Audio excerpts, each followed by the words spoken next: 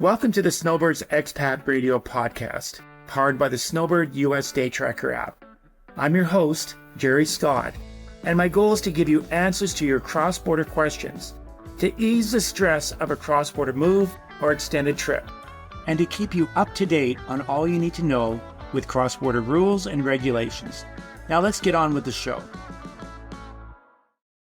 Well, welcome to the Snowbirds Expat Radio Podcast. We have a returning guest, which our producer wasn't familiar with. I guess he's producing so many shows these days. This little Snowbird Expat Radio Podcast must be on the bottom of his list. Number one on our list and number one on our guest list today, Alexey. And he is actually, we've got the map covered again. Alexey's down in Tampa Bay. So Alexey, welcome back. We've missed you. Thank you. And tell me more about, remind people about your firm. We're jealous here in Tampa Bay. I'm in Vancouver today, so people should feel sorry for me. It is cold, not as cold as Toronto.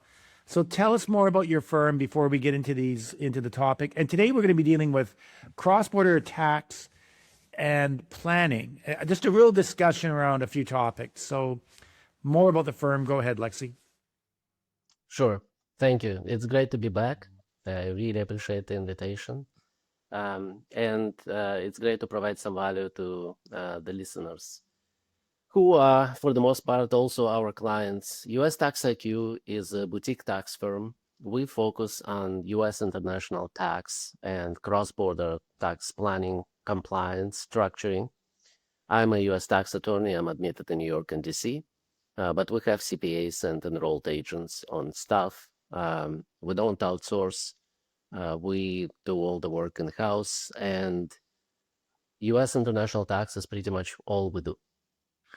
Well, that's interesting. You know, I for some reason, I always thought you were a CPA, and I'm so glad I didn't tell any bad lawyer jokes, knowing that you are an attorney. That's okay. No worries. Okay. I should have kept my identity okay. hidden, but I could no longer do that. Okay. So let's, the first thing we're going to cover off today then is really, cross-border death and taxes planning for Canadians with U.S. assets. Yeah, I think it's one of the areas which comes up regularly in our practice. And it comes in several respects. One common scenario, unfortunately, is when somebody passes away and they are Canadian. They went to the US, they had some US citrus assets, and even if they didn't cross the border, but they passed away with some US citrus assets, such as Florida property, there are certain US estate tax implications they need to be mindful about. And normally, how I get involved is when somebody missed a step or a few steps in the client's prior, life history. Somebody passed on a house in Florida back in 20 years ago, and there was no authority of holding. Nothing was done. It was just by quiet deed, and it raises some problems. But the problems come up when a person passes away, and then there's a probate, and the IRS gets a sense of what's going on. They start asking questions. The taxpayer is selected for an audit. And all of a sudden, something that should not lead to any adverse tax consequences, all of a sudden leads to those adverse tax consequences. And it may not necessarily be U.S. federal estate or gift tax, although gift tax may have been relevant 20 years ago when they passed on the property. But the income tax side becomes important. And unless it is properly managed, people get in trouble.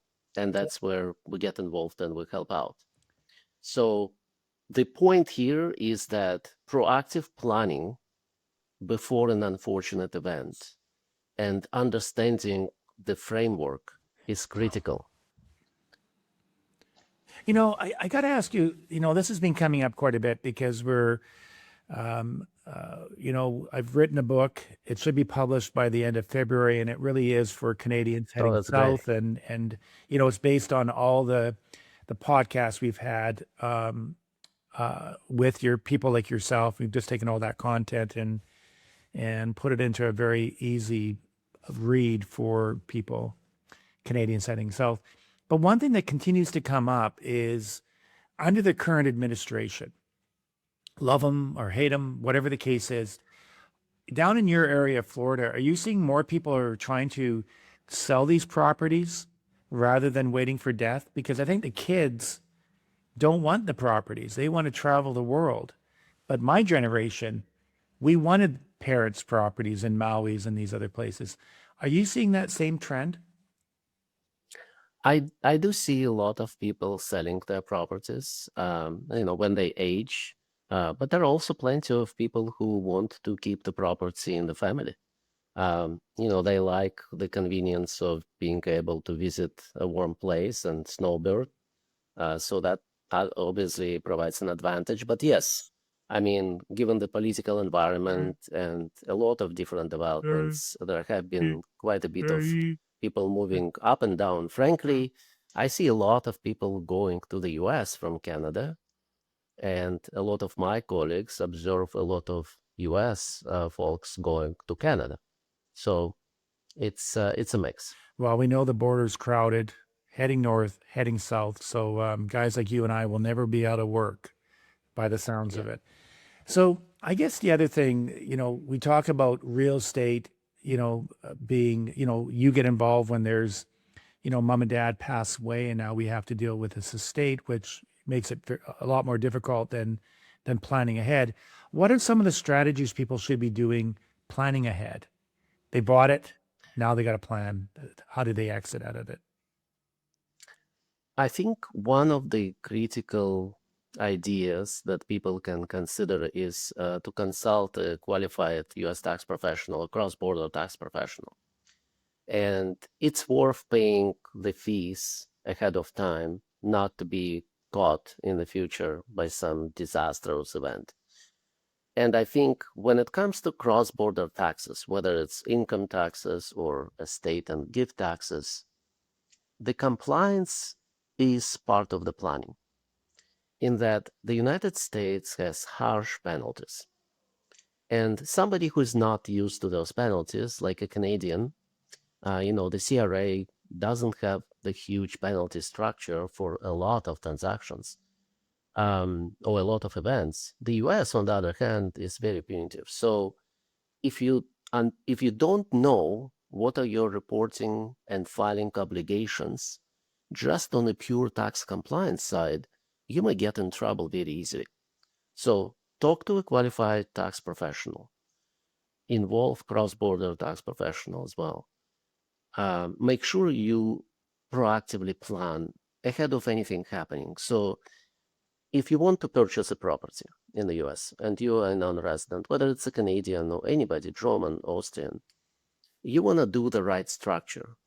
And the structure is based on meeting your objectives, and it depends on what are your objectives from the perspective of, are you only planning on addressing US estate tax exposure, or income tax exposure is more relevant to you? Because those objectives sometimes conflict. And then you also need to be exceptionally careful about tax residency. The United States has a unified estate and gift tax system, and the tax residency is based on the concept of domicile. And it's similar to residency in certain respects, but it's a completely different determination. It is facts and circumstances determination, intent matters, and there are a lot of factors that come into play. So you got to understand what is your residency. Based on your residency, then, you want to understand what are your structuring options. Based on those structuring options, you want to make sure they accomplish the objectives, whether it's income tax or estate tax related. You want to combine it with lifetime gifting strategies, and then you have a good picture and good plan to execute to make sure that you're staying compliant and you're not facing any adverse tax consequences in the future. We'll be right back. Attention, Canadian snowbirds! Want to enjoy your U.S. stay without worrying about immigration windows, tax rules, or accidentally overstaying? Meet Snowbird's U.S. Day Tracker. This mobile app helps you track your days in the U.S., log multi-year trips, and monitor your U.S. tax and visa exposure, all from your phone. It's designed specifically for Canadians traveling south for the winter. Stop guessing, stay compliant. Download Snowbird's U.S. Day Tracker now and get peace of mind on your next cross-border adventure. Visit snowbirdsusdaytracker.com to get the download link, or look for a link in the show description for this episode. Have a plan before you land, and make your time in the sun about living well, not worrying about rules.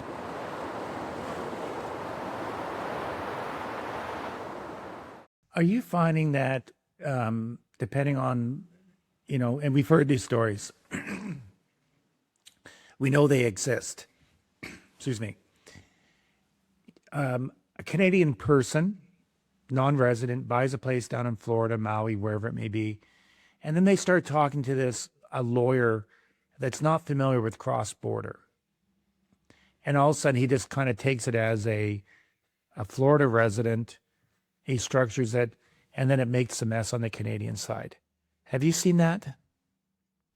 Absolutely. And by the way, a critical consideration as well, I keep using the word critical, but it is key, is to consider the foreign tax law considerations, Canadian tax law, right? And yes, I've come across a lot of situations where a local CPA or lawyer in Florida, California, Arizona, you name it, around the country, gives advice not considering the cross-border tax aspect of the transaction or event, or the residency of the person who is purchasing property or engaging in the transaction. And then you not only get issues on the US tax side, but you also get issues on the Canadian tax side, for sure. A typical and easy example is, you want to structure your investment in the US and everybody tells you, hey, put it in an LLC. And that's great for domestic planning, but it's not so great for a Canadian resident, be it an individual or a business. Yeah, and I think what's happening, I think when we talk about this cross-border space all the time, it's always somebody. They're sitting around a campfire. Shouldn't use the word campfire because you don't need campfires in Tampa this time of the year.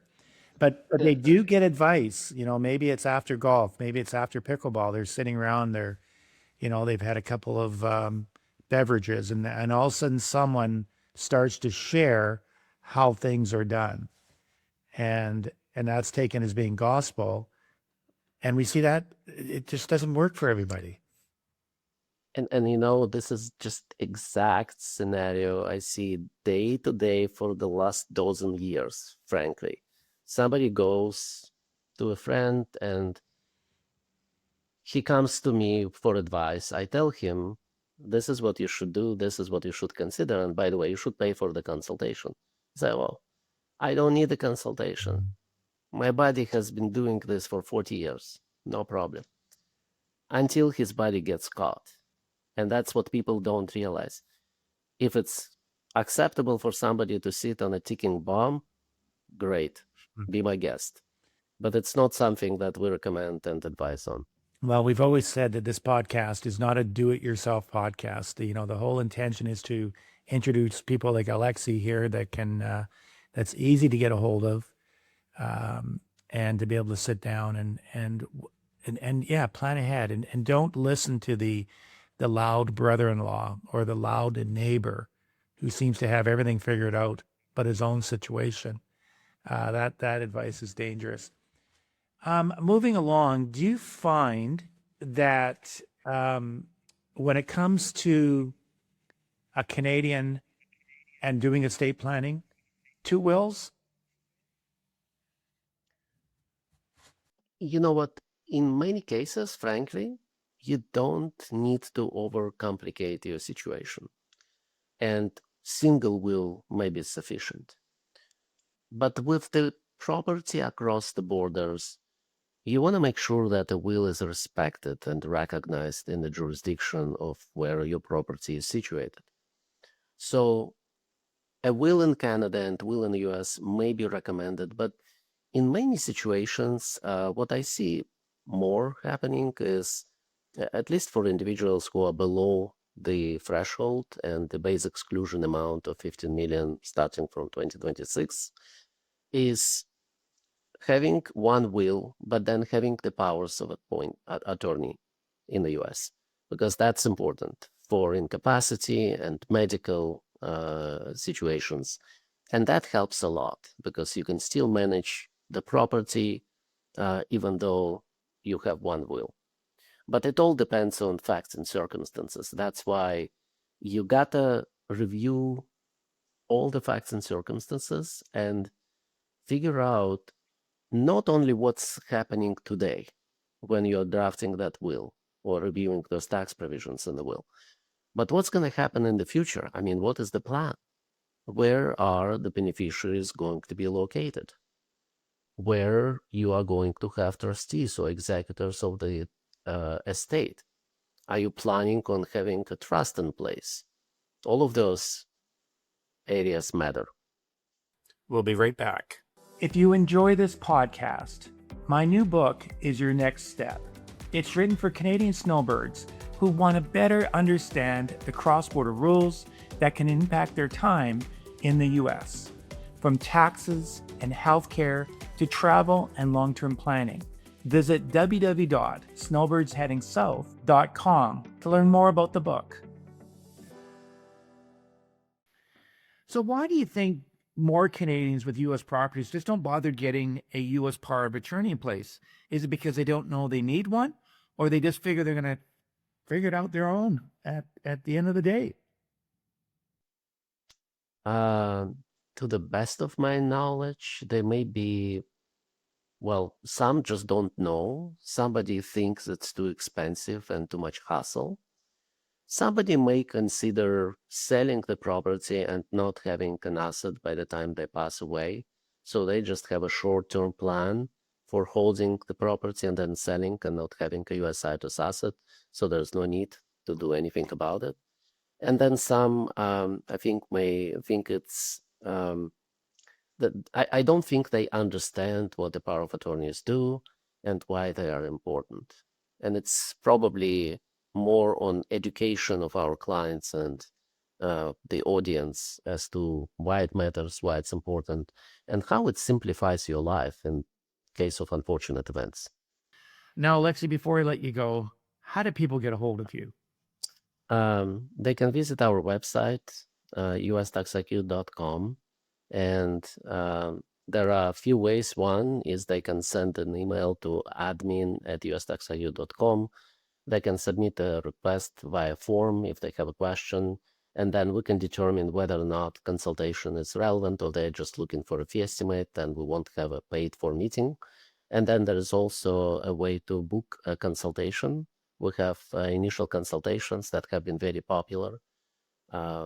Normally now, in the past, I will share an interesting story.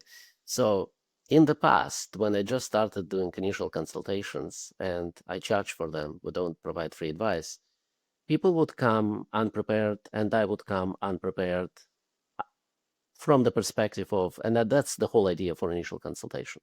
You meet the person, you review the issue, and that's what it is. But now everybody comes prepared and I have to be prepared as well. Why? Because everybody uses ChatGPT. And when they do, they come with what ChatGPT told them. So now I need to explain to them why they have to be careful when listening to ChatGPT. But booking an initial consultation, and then they can just call our office. Our phone numbers are online, and we can always find a way to help. Alexey, once again, I appreciate how busy you are. You take the time out to educate our audience. So thank you very much for your time. I wish you well. And I do promise one day I will fly down to Florida. We will go for lunch. We'll argue who's going to pick up the tab. Sounds like a plan. But thanks again for your time. Thank you. I appreciate it. Thank you again for listening to the Snowbird Expat Radio Podcast. The best way you can support the podcast is to forward the episode to a friend And please, don't hesitate to like, subscribe, or leave a comment. Now before you go, let me leave you with one of my favorite quotes. Be kind to all, the world is small.